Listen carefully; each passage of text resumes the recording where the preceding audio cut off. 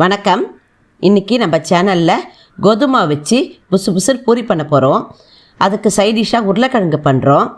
இந்த வீடியோவில் சின்ன சின்ன டிப்ஸ் எல்லாம் கொடுத்துருப்பேன். நீங்கள் இந்த வீடியோவை முழுசாக பாருங்கள். உங்களுக்கு இந்த வீடியோ பிடிச்சிருந்தா ப்ளீஸ் லைக் பண்ணுங்கள், நம்ம சேனலை சப்ஸ்கிரைப் பண்ணுங்கள், பெல் ஐக்கானை ப்ரெஸ் பண்ணுங்கள்.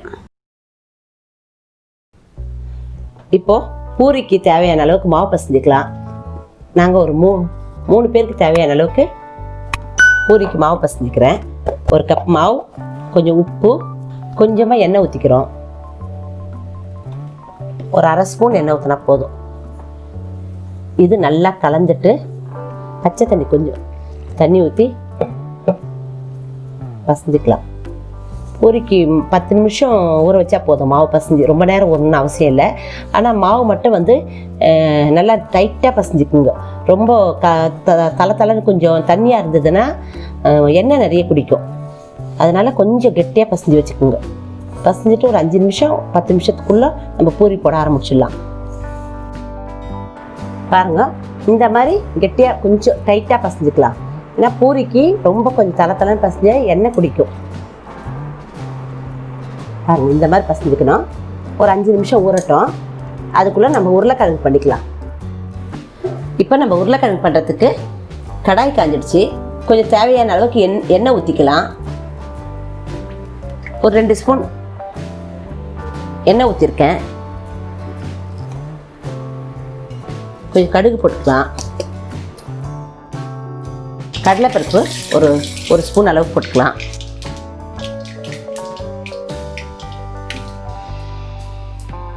போட்டுட்டு ஒரு பெரிய சைஸ் வெங்காயம் ஒன்று அது கட் பண்ணி வச்சுருக்கோம்.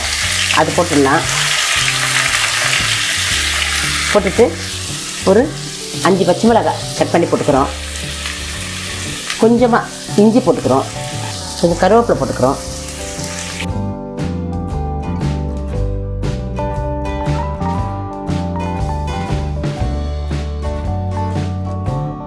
பூண்டு ஒரு 5-6 பல் நல்லா குட்டி குட்டியாக கட் பண்ணிக்கிறோம். இதுக்கு இஞ்சி பூண்டு பேஸ்ட் போடுறத விட இஞ்சி திருவி பூண்டு கட் பண்ணி போட்டால் ரொம்ப நல்லாயிருக்கும். தேவையான அளவுக்கு உப்பு சேர்த்துக்கலாம். கொஞ்சமாக மஞ்சத்தூள் போட்டுக்கிறோம். ஒரு பெரிய சைஸு தக்காளி, ஒரு தக்காளி அதை கட் பண்ணி வச்சுருக்கோம்.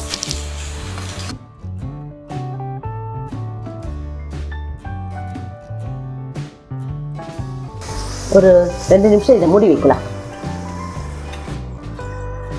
நாங்கள் 2 நிமிஷம் ஆயிடுச்சு.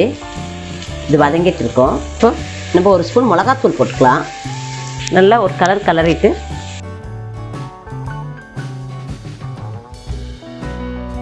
கொஞ்சம் தண்ணி ஊற்றிக்கலாம். தேவையான அளவுக்கு தண்ணி ஊற்றிக்கலாம்.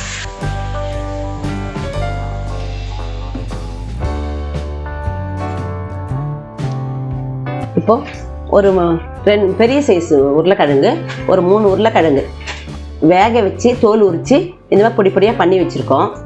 இப்போ அது இந்த கடாயில் போட்டுட்டு நல்லா கலந்துடலாம். உப்பு பார்க்குறது இருந்தால் இப்போ உப்பு பார்த்துக்கோங்க. இப்போ நம்ம ஹோட்டல்லலாம் போனால் ரொம்ப டேஸ்ட்டாக இருக்கும் பார்த்தீங்களா? பூரி உருளைக்கிழங்கு ரொம்ப டேஸ்ட்டாக இருக்கும். அதுக்கு காரணம் என்னென்னா, கடைசியாக கொஞ்சம் உருளைக்கிழங்குக்கு கொஞ்சம் நெய் போடுவாங்க. நெய் போட்டால் டேஸ்ட்டுக்கு அதிகமாக இருக்கும். வேணுன்றவங்க கொஞ்சம் நெய் போட்டுக்கலாம். இப்போ நாங்கள் ஒரு அரை ஸ்பூன் நெய் போட்டுக்கிறோம். கொஞ்சம் கொத்தமல்லி போட்டுக்கலாம். பாருங்கள், நல்லா பூரிக்கு நல்லா சுவையான ஒரு சைடிஷ் ரெடி ஆகிடுச்சு. இப்போ பூரி திரட்டுறதுக்கு மாவு எடுத்து, இது கல் சுத்தமாக தான் இருக்குது. நல்லா இந்த மாதிரி கொஞ்சம் பசஞ்சிட்டு நம்ம தேவையான சைஸ் போட்டுக்கலாம். இந்த மாதிரி வரணும்.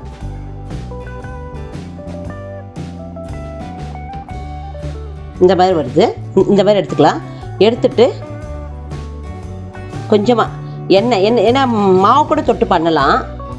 ரொம்ப மெலிசாக போடணும்னு அவசியம் இல்லை. ஜஸ்ட் இந்த அளவுக்கு 2 உருட்டு தட்டினா போதும். பாருங்கள், இந்த மாதிரி போட்டால் போதும். எண்ணெய் காஞ்சிடுச்சு. எண்ணெய் நல்லா காஞ்சிடுச்சு. நம்ம இப்போ இந்த திரட்டின பூரியை போட்டுக்கலாம். ரொம்ப மெலிசாக திரட்டணும்னு அவசியம் இல்லை. கொஞ்சம் நல்லா கனமாக இருக்கட்டும். பூரி போடும்போது கொஞ்சம் எண்ணெய் காஞ்சி இருக்கணும். அதே சமயத்தில் வந்து நம்ம பூரி போடும்போது எண்ணெய் கொஞ்சம் பெருசாக வச்சுடுங்க ஸ்டவ். அப்போ தான் பூரி பொங்கி வரும். எண்ணெய் வந்து பூரி உள்ளே நல்லா முங்கி இருக்கணும். அப்போ தான் பூரி நல்லா பொங்கும். அந்த மாதிரி நம்ம பூரி இந்த மாதிரி பொங்கி வரும்போது லைட்டாக அதை கொஞ்சம் லைட்டாக ப்ரெஸ் பண்ணோன்னா மேலே லைட்டாக எண்ணெய் பண்ணுற மாதிரி பண்ணோன்னா எந்த இடத்துல பொங்கலையோ அந்த இடத்துல பொங்கிடும் பூரி. குழந்தைங்களுக்குலாம் பூரி வந்து பொங்கி நல்லா புஃப்னு கொடுக்கும்போது சந்தோஷப்படுவாங்க. ஏன் பூரி பொங்கி இருக்குன்னு சொல்லிட்டு குழந்தைங்க வீட்டில் இந்த மாதிரிலாம் பேசிக்கோங்க. ஏன்னா நம்மளும் சின்ன வயசில் அப்படி தானே பண்ணியிருப்போம். இப்போது ஒரு திருப்பிக்கலாம்.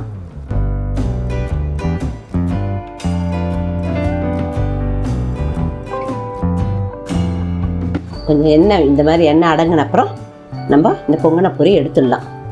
இன்னொரு பூரி போடலாம் பாருங்கள்.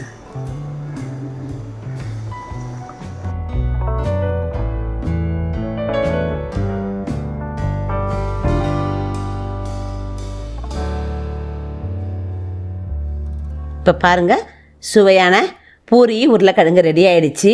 கண்டிப்பாக உங்கள் வீட்டு குழந்தைங்களுக்கு இதே மாதிரி செஞ்சு கொடுங்க. உங்களுக்கு இந்த வீடியோ பிடிச்சிருந்தா லைக் கொடுங்க, ஃப்ரெண்ட்ஸ்க்கு ஷேர் பண்ணுங்கள், நம்ம சேனலுக்கு சப்ஸ்கிரைப் பண்ணுங்கள்.